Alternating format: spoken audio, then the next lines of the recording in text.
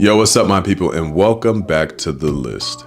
If you don't know what list, well, this list is of the top 10 most influential African-American baseball players. We started off with number 10, crowning Mookie Betts as the top 10 most influential. Now, it's on to number 9. But before we do, like always, let's give a salute to the Negro Leagues for paving the way and creating a platform for African Americans to play baseball at the time being. It's time to talk about number 9. Who is Leroy Robert Satchel Paige? Yes, the Greatest Showman. No, his nickname was not the Greatest Showman. That's a nickname that I'm giving him, just because, in my opinion, he was one of the best showmen. But just like most of the players that came from the Negro Leagues, like Willie Mays, Satchel Paige was a showman. So much as a showman that there was pregame BP and then there was Satchel Paige's warm-ups. Paige would bring out some type of sort of object to place on home plate that was smaller than home plate, right? I'm talking about matches, a deck of cards, or anything he can find out. Sage will come out for warm-ups to a crowd, would place this object on home plate, and proceed to throw every pitch right over that tiny, small object. This would excite fans and, of course, intimidate the opposing team. But at the end of the day, it was just Satchel being Satchel. Let's get into some background. While working at the airport, Paige was given his nickname Satchel for the amount of bags that he could carry at one time. He was given the name Satchel Tree for carrying several bags at once. One of the greatest showmen to ever touch a baseball field, started his career in 1926 in the Negro Leagues. Seeing Satchel Paige play was like seeing a rock band on a world tour playing. Paige played all over, from North Dakota, Cuba, the Dominican Republic, Puerto Rico, Mexico, creating folktales all over the place. Paige would play during the season, but he would also play exhibition games. There were exhibition games at the time where Negro League players will face off against the MLB's best players. One of those games featured Yankee great, the Yankee Clipper, Joe DiMaggio. For the young kids that do not know, this is basically like Mike Trout facing Shohei Ohtani. Mano a mano, two of the best.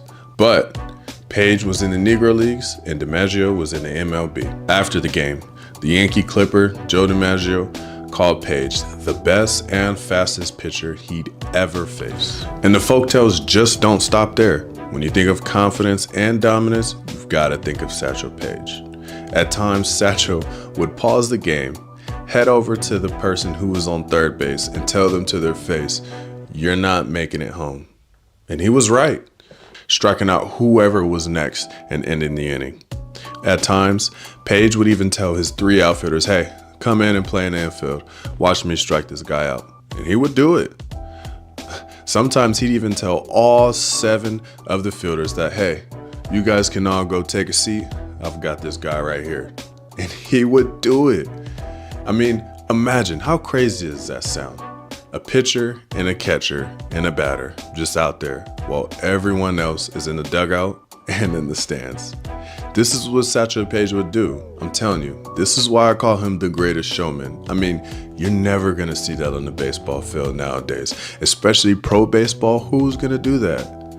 Nobody.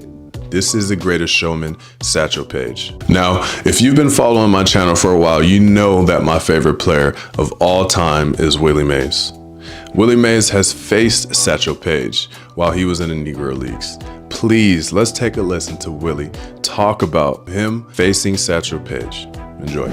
They asked the question, said, "Willie, did you ever face Satchel?" And Willie's feeling good that day. And you know he had a kind of a high-pitched voice. He said, "Yeah, I faced Satchel. I faced Satchel when I was 17 years old.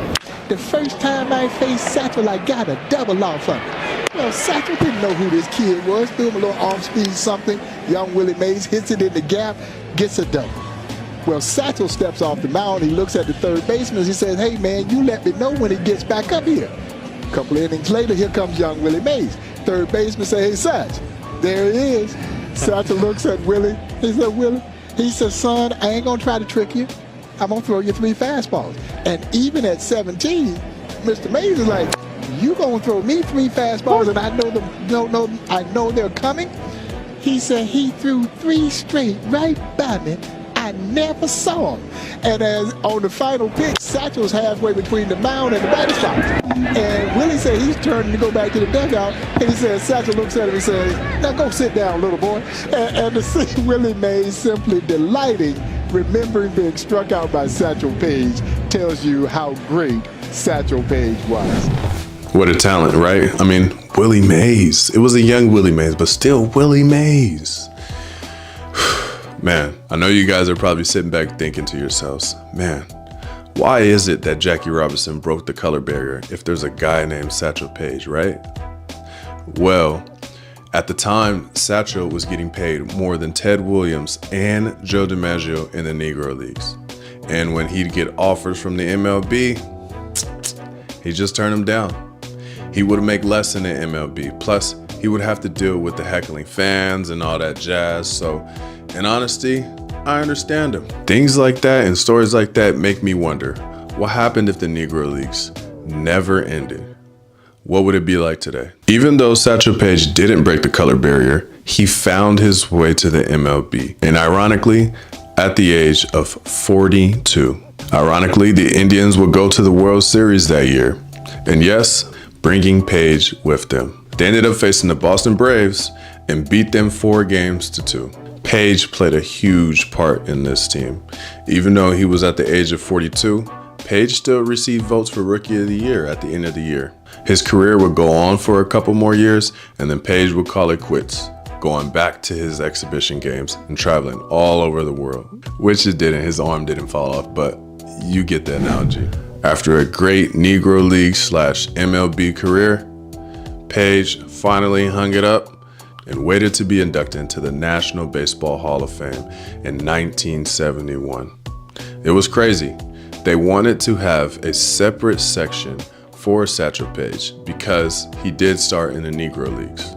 But there was a lot of commotion and that separate section for him never happened. I mean, I do think it's ridiculous to be segregated on the baseball field at the beginning of your career. Then they desegregate it, but then they want to resegregate it when it's time for you to go to the Hall of Fame. Quite fishy. I mean, I'm glad that never happened. When it comes to Satchel Paige, his influence, you can hear his influence in the folktales, but there will never be another pitcher like him ever again.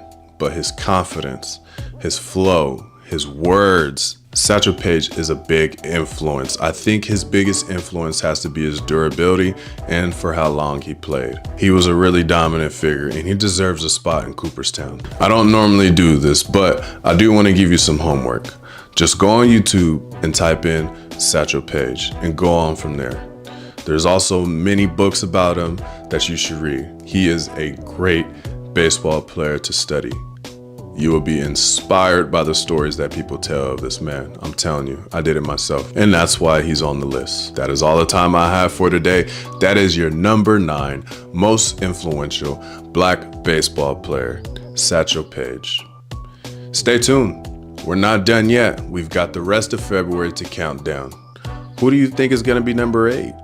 Let me know down in the comment section. But don't forget to subscribe to my channel, like this video, and of course, drop a comment.